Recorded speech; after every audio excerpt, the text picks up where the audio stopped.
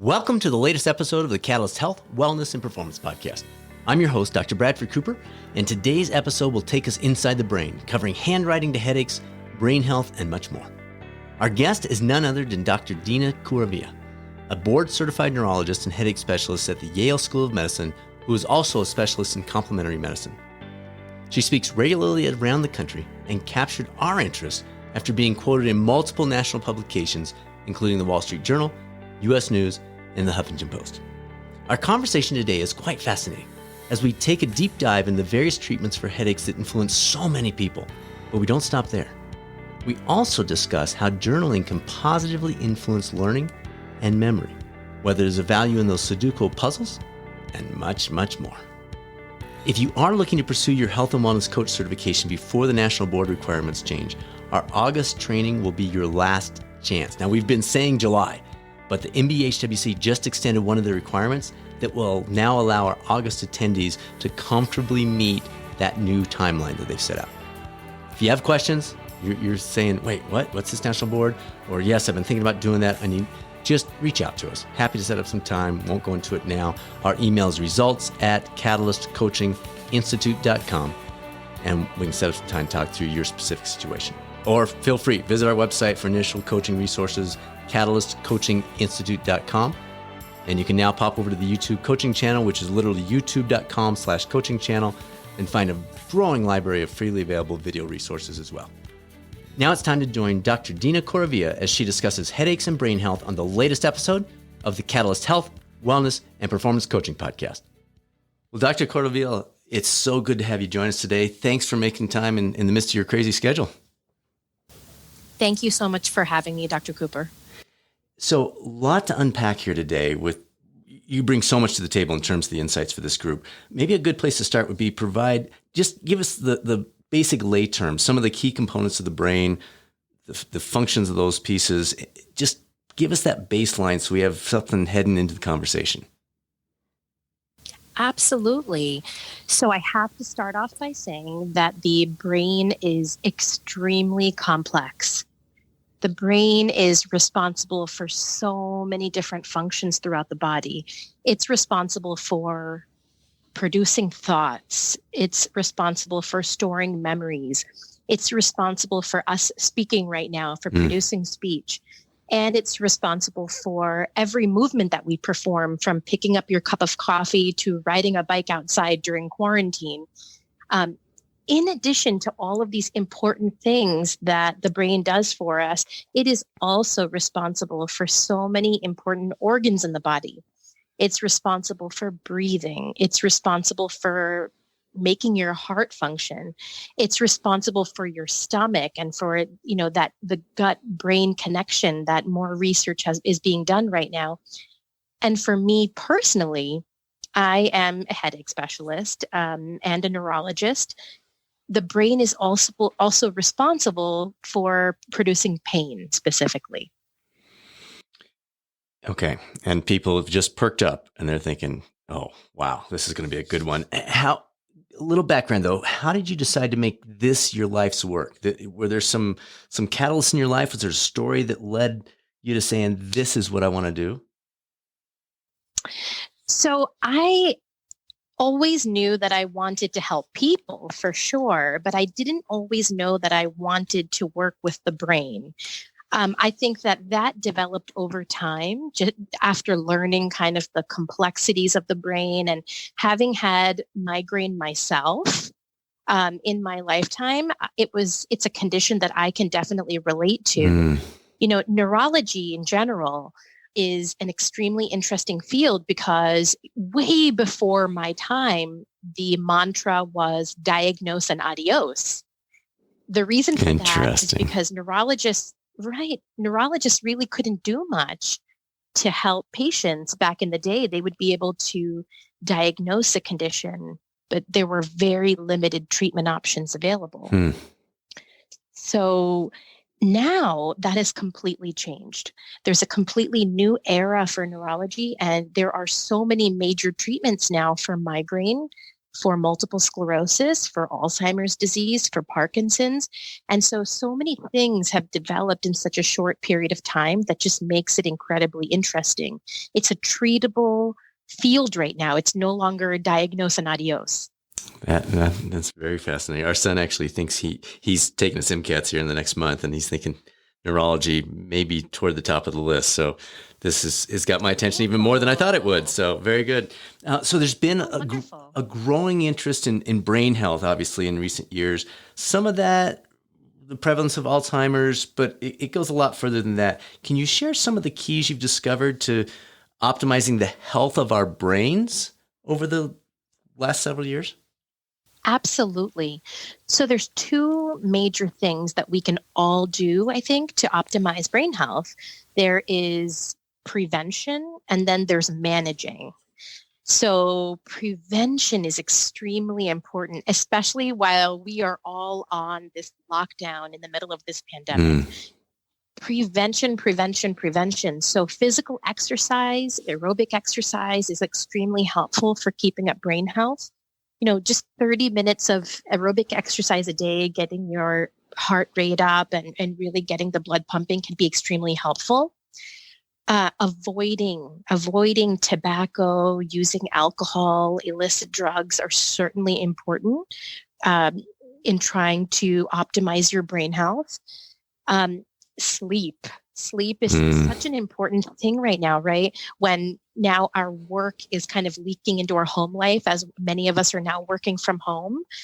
That can certainly disrupt sleep. So sleep is so important to provide downtime to grow, repair, and reset the brain. And so, for adults, many studies have shown that around 7 to 9 hours is usually optimal. And for children, they need much more. They need much more sleep. So there are different guidelines, but sleep is so important. Another kind of preventive strategy is managing stress. I think that everyone is kind of going through a stressful time right now. And as stress goes up, cortisol levels go up. Cortisol is thought to be toxic to brain cells. And so we have to engage in avenues to treat stress, such as meditation. That's been shown to lower stress levels. And so, kind of engaging in those activities can certainly help to prevent some things from happening to the brain, to optimize brain health. So as I'm listening to you describe this, is it everything? I love this because our we talk about the cornerstones of health and wellness being move, fuel, rest, and connect. And you've basically said 3 of those. We're not just talking physically, Brad. This is helping your brain as well. You brought the stress component into that. Would stress be, I don't want to overstate this, but would stress be a symptom of brain, it's not brain injury, but brain, just something, you're not treating your brain right when your stress levels come up? Is that an accurate A equals B? Absolutely. 100%. So underlying brain disorders, such as migraine, for example, can result in stress. But stress and those high levels of cortisol that we can produce from stress can be toxic to our brains. So it's a toxic cycle to bring that stress into life, because that can result in poor brain health, as well as the other way where, underlying brain disorders can produce increased stress as well. And this is in the absence of headaches. So this is not just for the person that's struggling with migraines or has stress headaches or right. Suboccipital muscular headaches at the end of the day. This is in general. So general population, more stress is not healthy for your brain. Absolutely. That is absolutely true for absolutely everyone. Whether you have any, unrelated to any type of underlying neurological diagnosis, whether you have one or not, stress is toxic to the brain. All right, let's take a slight side turn here on brain exercise, if you will. There's a lot of apps out there and things you theoretically can do. I've read that there's very little evidence they actually do help any guidance on crosswords and Sudokus and brushing your teeth with the opposite hand and eating food with the, fork in the other hand and these kinds of things. Obviously, those do help create new neural pathways, but are they actually adding to the health, or are they just slightly expanding the capacity? They are likely just expanding the capacity, but they're not overall adding much. There's actually there's not enough evidence to say that, doing a crossword puzzle a day is going to prevent your memory from deteriorating over time, or using your left hand the opposite hand to brush your teeth. So there's just not enough evidence out there to say that those things are truly productive. It's really all about prevention, as we discussed, and really managing existing medical conditions also. A lot of folks in the United States have high cholesterol, diabetes, thyroid conditions, high blood pressure. Managing those things can certainly help to prevent the development of some type of memory disorder down the line or other brain conditions. You've just provided a huge amount of motivation for a lot of people. I think folks naturally think, well, I have high cholesterol, but that just runs in the family, or, I'm carrying a little extra weight, but it's just the way it is. But if you start telling people, well, this also influences your potential, there's no guarantees, and you're not safe if you're healthy, but it improves your likelihood of not having those as early in life or at all. That's big. So am I restating that accurately? Yeah. I mean, it's so important to highlight that genetics does play a role. Absolutely. There are things that many of us just can't control, but, doing these things to controlling those other medical conditions you may have, they may play a big role in cutting down issues with the brain and improving brain health. We had Dr. Kenneth Pelletier on here probably 6 months ago talking about epigenetics, and it's a fascinating topic that I wasn't aware of prior to connecting with him. So yes, absolutely. You've got the genetics, but you can turn on, turn off in some cases. It's not a given. All right. So the reason I originally reached out to you, you really caught my attention. You were quoted in the Wall Street Journal about the connection between handwritten notes or journaling and the opportunity to fire up the hippocampus. Can you talk us through that? Harvey Mackay talked years ago about the power of the pen as people are doing more typing, but he was talking about it from a business sense, that the handwritten note means more to other people than it used to. But you're talking about there's actually some benefits to doing that. Can you talk us through that a little bit? Absolutely. So it's been shown that the memory typically works better with writing things down. We are certainly firing up certain areas of the brain, like the hippocampus, which is responsible for memory and recall, when we are writing things down. A lot of recommendations have been made out there about diary keeping, for example. It's been shown that diary keeping, very basic things like, even if it's a food log or just how someone's feeling every day, or, any of those types of things, they have the capability to improve memory recall and increase critical thinking, where some of those really important things are not getting activated with smart devices. So when we're on our iPads or our iPhones, we are kind of sometimes toggling between apps, right? We're maybe writing something down in a diary, doing our to-do list, and then let's check in on Instagram and see what someone has just posted. Right. Right. We're toggling between multiple different things, and smart devices in general have been shown to decrease attention and concentration and increase dopamine within the brain. Now, the importance of that is dopamine is one of the main neurotransmitters in addiction. So it's interesting to think that, are we activating some type of addiction pathway by using our smart devices more frequently? There needs to be more studies on it.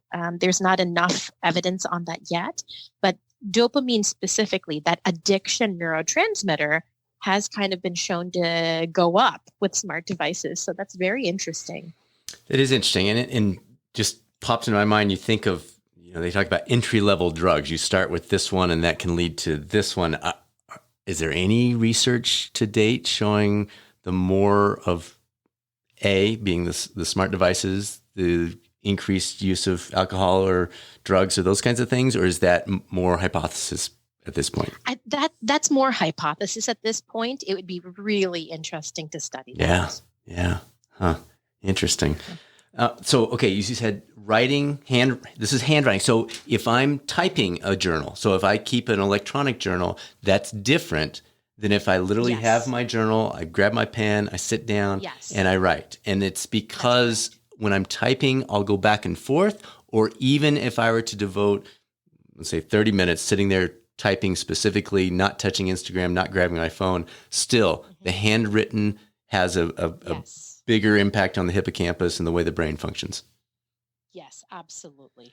That is so interesting. Yeah. Is that new research? I'm not familiar with that. That's really, that's a driver. That sounds fantastic. Right. We can all do that. Right, absolutely. The research has been out there for quite some time, but now there's more and more research within the past few years on that. So I'm really excited to see what ends up happening. The pediatric population, the kids are actually probably the good population to study for this. See how they're using screens as children and then measure that over time. Many pediatric folks have already done this. The general recommendation by the National Pediatric Society is 1 hour of screen time per day for the older children.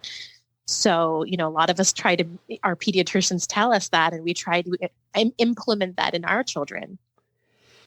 So I'm now flipping to, folks that are used to saying, okay, I'm going to exercise for 30 minutes or 60 minutes a day, saying, oh, I'm going to start journaling 5 minutes. Have we seen any? Is there a hurdle? It needs to be 5 minutes? It needs to be 20 minutes? Or is that yet to be determined? That's yet to be determined. Okay. Yeah, there's no specific time recommendation, but the things that we typically do in the computer, if we can convert some of that to journals, or even things like when we're logging our exercise or our food, turning that into a written journal is very helpful. So funny. Now nobody can make fun of me anymore. I still use a handwritten little day timer, and I keep my triathlon training journal in a handwritten format too. And people are like, "What are you doing? It's already on Strava, or it's already." I'm like, okay, well, awesome. we listen to this interview, folks. All right, let's get into headaches, because I know people are sitting here going, "Get to the headache piece. We need to hear this." So whether people get them occasionally or they battle with the migraine stuff, can you talk us through some of the low-hanging self-treatment fruit that may help people that haven't heard it all before? Yeah, absolutely. I think it's important to highlight how common headache is. It affects around 40 million people within the United States. Wow. Are having around less than 15 headache days a month. And around 4 million people have 15 or more headache days a month. They have chronic migraine.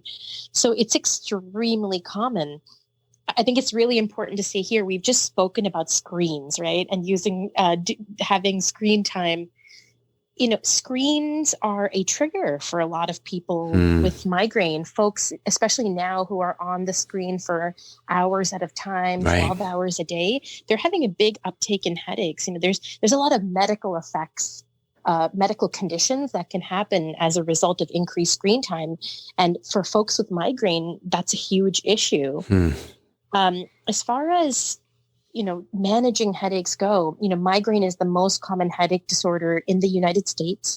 And most folks start out with some types of lifestyle changes, like we were talking about, kind of making sure to sleep enough every night, reduce stressors, looking for specific things that may trigger their headaches, like foods or alcohol, for example.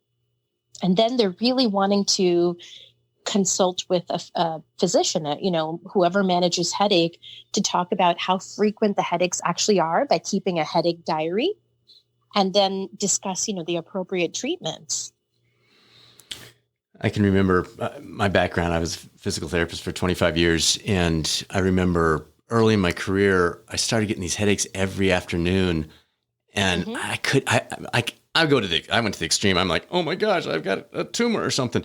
And what I discovered was I moved into a management role. So I was sitting at my desk more, and my chin was jutted out, suboccipitals were compressed. And as soon as I fixed posture, I was good to go. Like I didn't have any more issues. As soon as I just was like, dude, seriously, tuck your chin in, sit upright, and boom, they're gone. How often, because people are seeing you after they've tried everything. They've tried Dr. Google, they've gone to their family physicians, et cetera. Yes. How many, just ballpark, I'm just curious, how many times do one visit and you identify something like that, or a food that maybe they hadn't thought about before, or, let's cut down the screen time after 7 p.m. And is that pretty common that people miss an opportunity like that? That if they would just go see someone like you, it can be a part of their past, not their everyday? Oh, absolutely. I mean, there are folks who have migraine, for example, there, as we were discussing earlier, there's such a huge genetic component, but there are certain things that we can adjust or do to bring down the frequency of the headaches and to help them manage. Just like we manage hypertension and diabetes, we're able to manage, migraine, for example. We do often identify very specific things that could be triggering the headaches, and, stress is a big one. We were talking about this earlier. Mood in general are huge comorbidities with migraine, for example. Some folks do tell us that positioning can be a problem. And so we do often work with physical therapists like yourself, who help with positioning, teach the appropriate exercises, and also make a huge difference for folks. Wow. Not sure where to start. I just know people are sitting out there going, but what about my situation? Is there any other low-hanging fruit, things that we haven't touched on that people could try that, when you think of your pie chart and it's this percentage of food and alcohol, this percentage of stress, this percentage of sleep, this percentage of posture. Yeah. Is there any other category that we've missed with this conversation? Yeah. So I think, a diary would be the most helpful thing, because there's not exceedingly, it's not that, for example, posture is the most common thing in most people that produces migraine. There's nothing like that. Every single person has different triggers for their headaches. And so we usually have to have them keep a pretty detailed diary and identify when their headache is happening, how many days a month, what, what their diet looks like. Are they incorporating alcohol in there? Red wine, for example, is an extremely common trigger for migraine in people. It's extremely common, even in folks who don't have a history of migraine. Red wine can trigger one. Interesting. Sleep deprivation is an extremely common trigger, or sleeping too much is also a trigger. So there's a lot to be said with having regularity in one's life, sleeping at the same time, waking up at the same time, having a healthy diet and exercise. There's all those lifestyle modifications that we also recommend. Comes back to the basics so often. Right. And then everybody, if you're hearing what she's saying here, she says, keep a diary. Now, you just heard us say that actually going to give you better brain health in general. So even if you don't have headaches, keep a headache diary, everybody. Just talk about different things. All right. So as I was watching some of your interviews online and preparing for this, in one, you mentioned something called the ponytail headache. I have never heard of that in my life. Can you explain that to us? Talk us through that one a little bit. Oh, absolutely. So ponytail headache is extremely common. Another name for it is, the technical term for it is external traction headache, commonly seen with folks who pull their hair back very tight or wear caps. For example, dancers, ballerinas who have to tie their hair really tight back into a bun, or in swimmers who have to wear swim caps. This is an extremely common headache disorder in this population. Basically, the nerves that run through the scalp, those superficial nerves, become very sensitive. And that traction, that pull, when you're pulling the hair back or wearing a cap, results in superficial pain that then can travel to the brain and produce a generalized headache. It's a very interesting phenomenon that's very common. Very interesting. Are there other versions of the ponytail headache? Not that piece. You mentioned swim cap, but are there other things like that maybe some of our listeners could kind of pull into their self-treatment or self-diagnosis that they'd never thought of? Absolutely. I should add here, ponytail headache is this phenomenon called allodynia. When you touch something, like you shave your face and it's painful, or you touch your scalp and it becomes painful. It's also a headache. That's also a part of that ponytail headache phenomenon. So ice cream headache, for example, if you eat your ice cream too fast, that can result in a really bad headache. I thought that was brain freeze. You're right. That is the term that we all use for it. Absolutely. Or you walk out into -degree temperature. I'm not sure if you get that in Colorado. Not as bad as Connecticut, but we get our share occasionally. So you walk out into these freezing temperatures and you get a headache. So the other technical term for that is cold stimulus headache.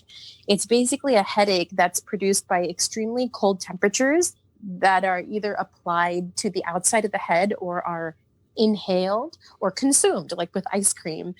And, that's just thought to happen because you may be activating a specific nerve that can also trigger back and cause headache. That usually goes away within 30 seconds to 1 minute, but It's extremely common also, just like ponytail headache. Interesting. Huh. All right. So you've seen pretty much everything when it comes to headaches. What are some of the things that surprise you most about what you're learning, what we're learning more broadly? Yeah, absolutely. I would have to say what's surprising me the most is the rapid release of treatments within the past couple of years. The whole landscape of neurology has changed. We have like super specialists now in neurology. Not only do we have people who specialized in neurology, we have people that have now super specialized in conditions such as multiple sclerosis, Alzheimer's disease, Parkinson's disease, migraine.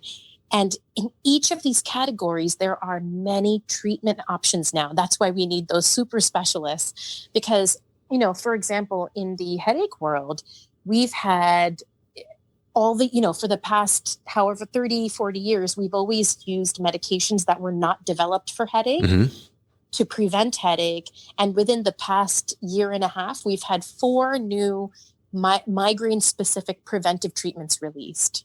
Wow. So it's just neurology just has completely changed. We're able to treat patients now and able to change lives dramatically and reduce disability as a result.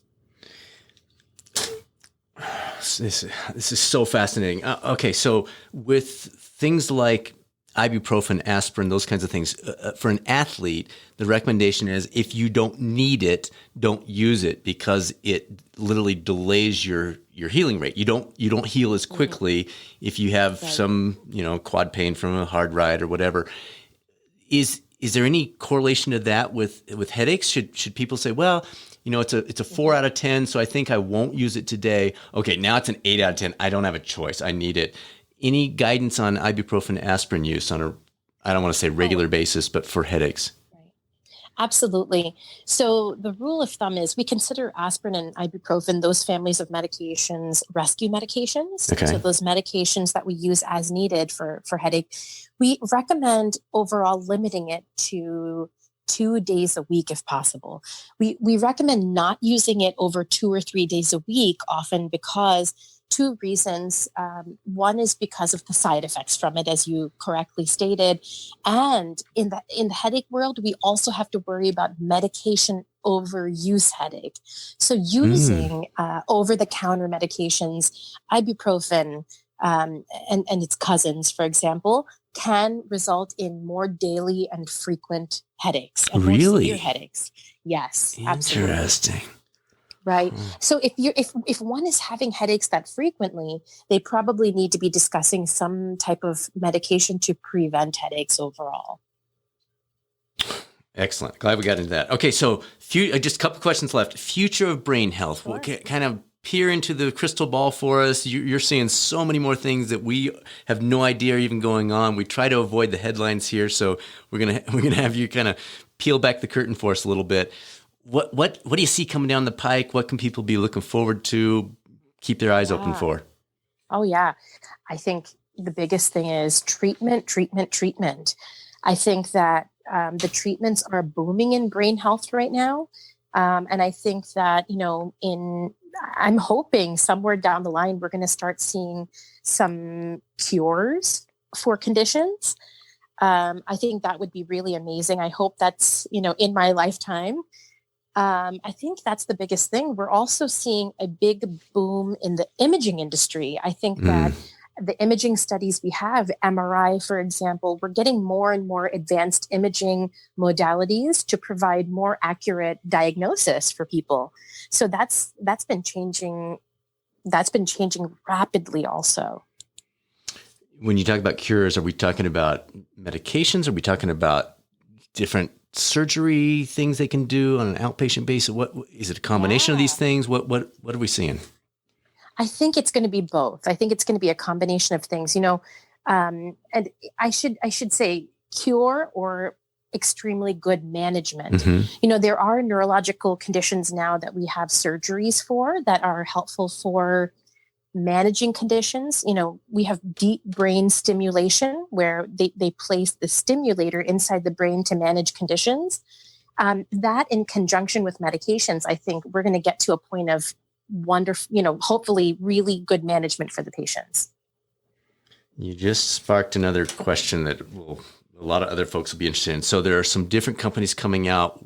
Halo is one that I've heard of, where they're talking about you wear this headband or this cap or whatever while you're doing your bike trainer or you're running on the treadmill or something, and it's supposed to elevate. It's basically supposed to be a performance enhancer. Studies very limited on the effectiveness, but this company's got a lot of venture capital behind it. What is your experience, or have you run across those? What are your thoughts on where that is currently and where you think it might be 5 or 10 years down the road? So I haven't seen much evidence surrounding the Halo headband specifically, but we have, I think down the line, we're going to come up with more portable ways to treat neurological conditions. For example, in my world, in the headache world, we have many devices available, one of which is a headband that can be worn to treat headache, to prevent it and use it as needed, called the Cephally device. That device, for example, has multiple clinical trials behind it that show that it may be helpful for folks. I think, down that landscape, I think we'll see more inventions. But I think things like the Halo and other headbands that are currently available, it's important to see that there's not as much evidence behind those things, like you mentioned, and also kind of see where it's coming from. Was it scientifically developed? Or, right. It's interesting.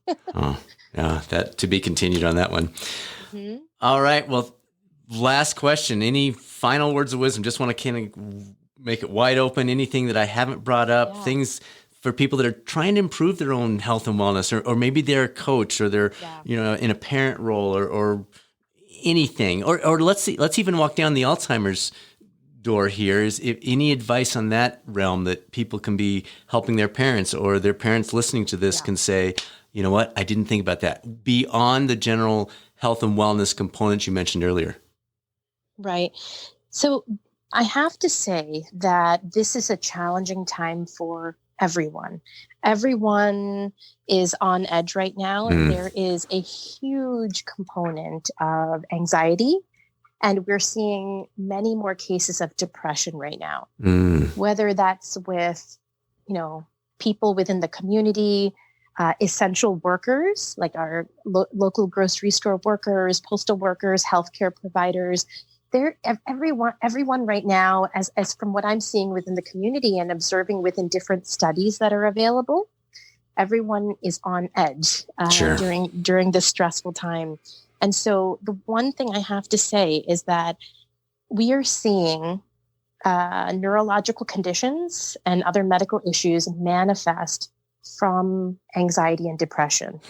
I think first and foremost, when you're with family, when you're with coworkers, it's really important to ask how they're doing and gauge if there is a component of anxiety and depression, because many medical conditions and neurological conditions can manifest as a result of that. And this is the time, I think, for our mental health professionals to really take a front stage and help people through it. I was mentioning earlier, self-care is a huge thing that can help with this, and consulting with the right mental health professional. It's a great reminder. It's exciting because the coaches are in that role where they're not counselors, but they are having those conversations with people, and it's very easy for them to say, no, seriously, right. How are you doing? So I appreciate you bringing that up. Right. Anything on the Alzheimer's front? We've had some guests talk about that in the past, but anything else that you're seeing that might provide some hope? It's such a massive area. The sleep is clearly a huge component of it. Is there anything else either that you're seeing that we may not be aware of, or some hope that you see down the path a little bit?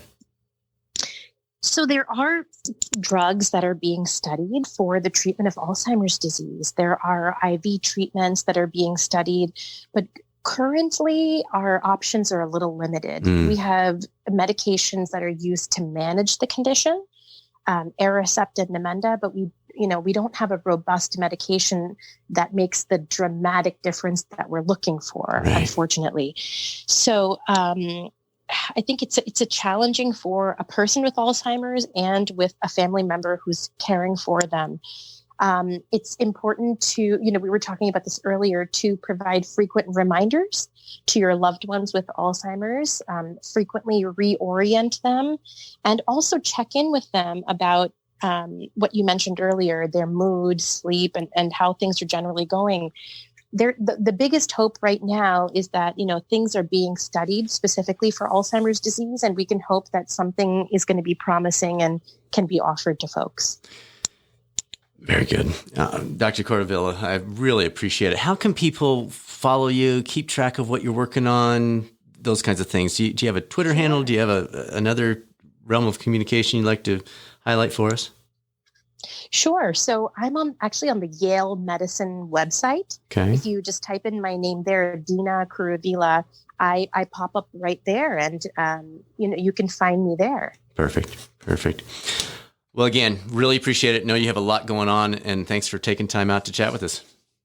Thank you, Dr. Cooper. Take care. Is your head spinning? Wow. So fortunate to have Dr. Kuruvilla join us in the midst of her, as you can imagine, really crazy busy schedule. Obviously, feel free to pass this along to anyone who may be struggling on the headache front or curious about opportunities to enhance brain health.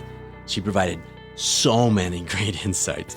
I was just fascinated by the idea of the handwritten notes influencing the hippocampus in this world where everything is computer keyboards. It's just so interesting. Thanks for tuning into the #1 podcast for health and wellness coaching, and thank you so much to those of you who share it with others. Next week, we are excited to welcome Earl Fee. He is the 90-year-old world record holder, currently in the 800, but about to be the mile as well. And yes, I said 90-year-old. I can promise you'll be impressed by this gentleman as he shares his approach that has allowed him not only to be healthy, but actually fast as he enters his 10th decade. If you've enjoyed the podcast, you may also be interested in the YouTube coaching channel, which is literally youtube.com/coaching channel, and you'll find a growing library to complement the podcast. Now it's our turn. Let's go get better, and let's help those around us do the same. We're grateful to be on this journey with you and hope you found it beneficial in your life. This is Dr. Bradford Cooper signing off. Make it a great rest of your week, and I'll speak with you soon in the next episode of the Catalyst Health, Wellness, and Performance Coaching Podcast.